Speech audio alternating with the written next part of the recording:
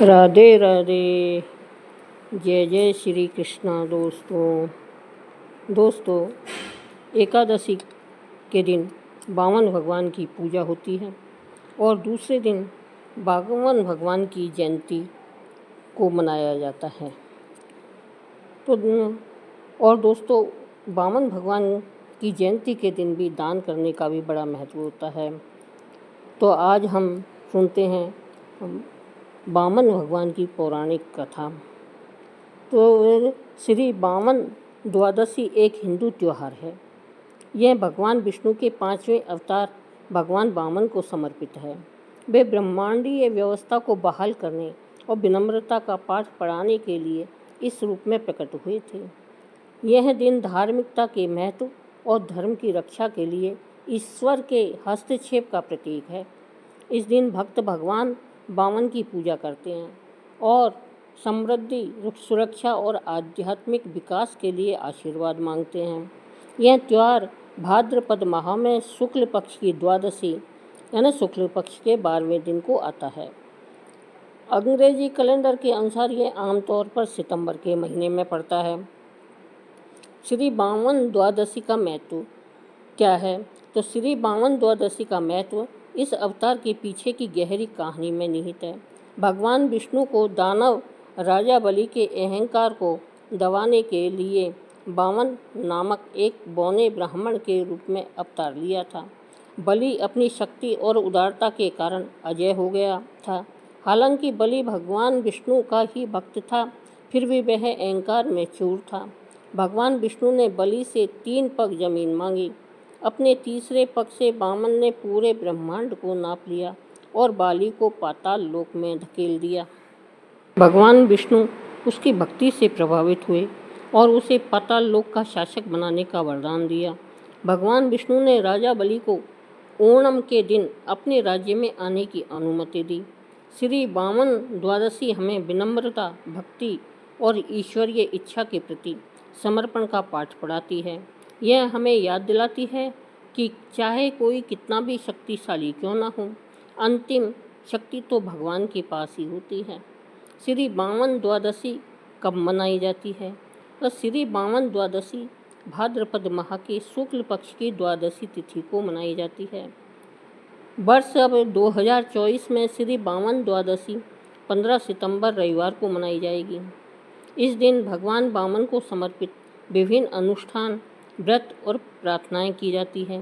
भक्तजन आमतौर पर इस अवधि के दौरान परमपिता परमात्मा का आशीर्वाद पाने के लिए अनुष्ठान करते हैं।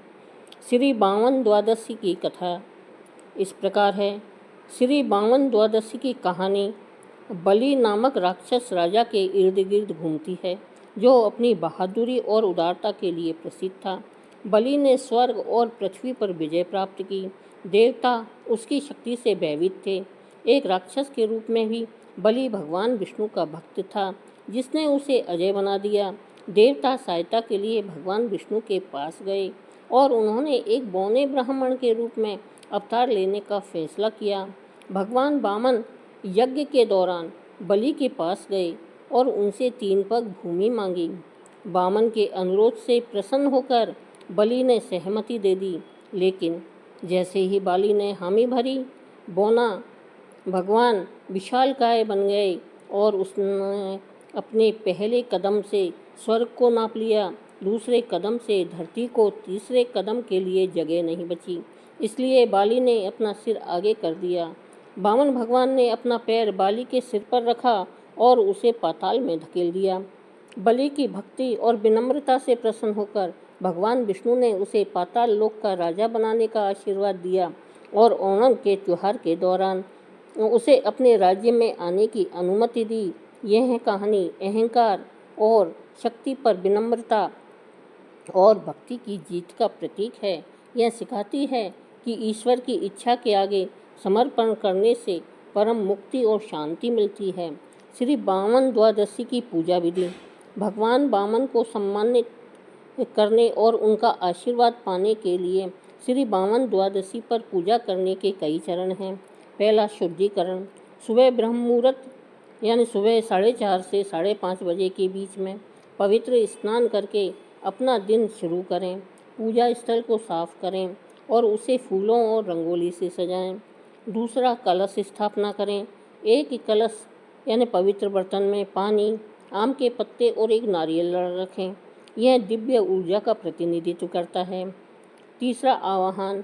सफल और परेशानी मुक्त पूजा के आशीर्वाद के लिए सबसे पहले भगवान गणेश का आवाहन करें।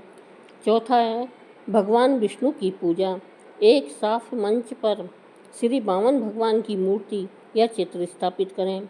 फूल, चंदन, धूप और दीप अर्पित करें। भगवान विष्णु को समर्पित श्री हरे कृष्ण महामंत्र या अन्य पवित्र भजनों की 16 माला जपें।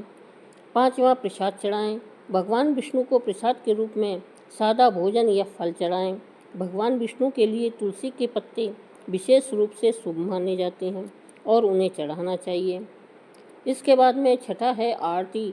भगवान के सामने दीप जलाकर आरती करके पूजा पूरी करें। आरती के बाद परिवार के सभी सदस्यों को प्रसाद दें। सातवां है उपवास।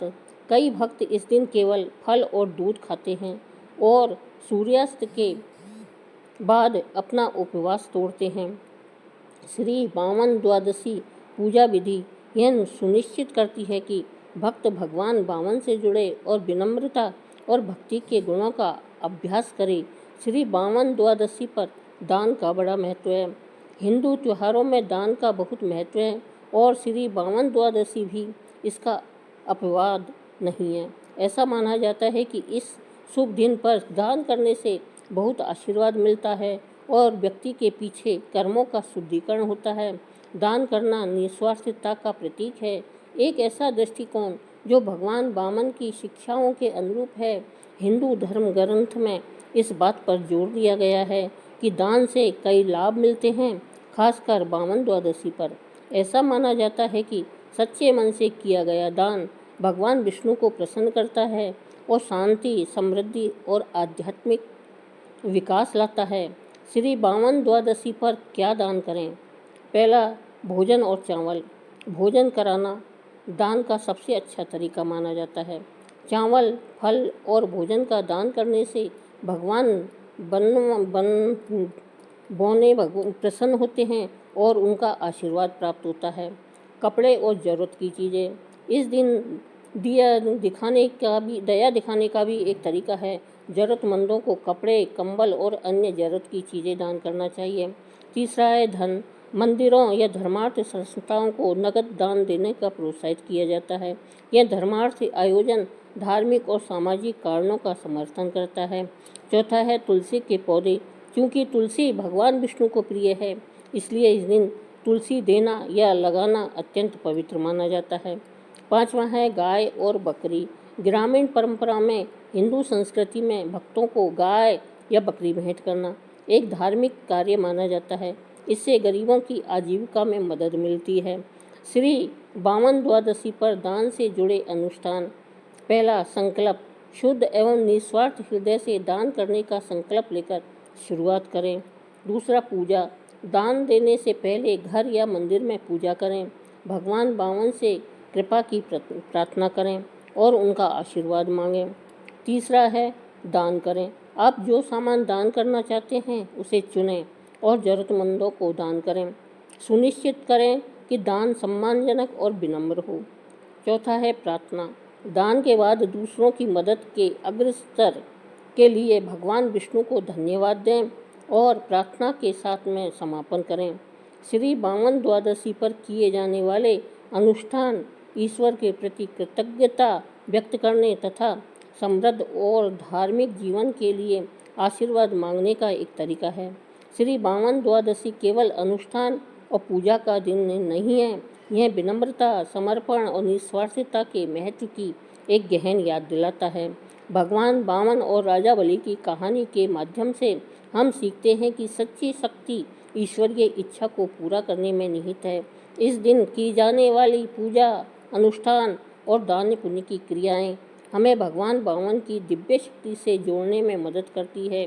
ये हमारे जीवन में शांति, समृद्धि और आध्यात्मिक प्रगति लाती है। धर्म और दया के मार्ग पर चलकर हम भगवान विष्णु की शिक्षाओं का सम्मान करते हैं। ये बोलो जय श्री कृष्णा। धन्यवाद।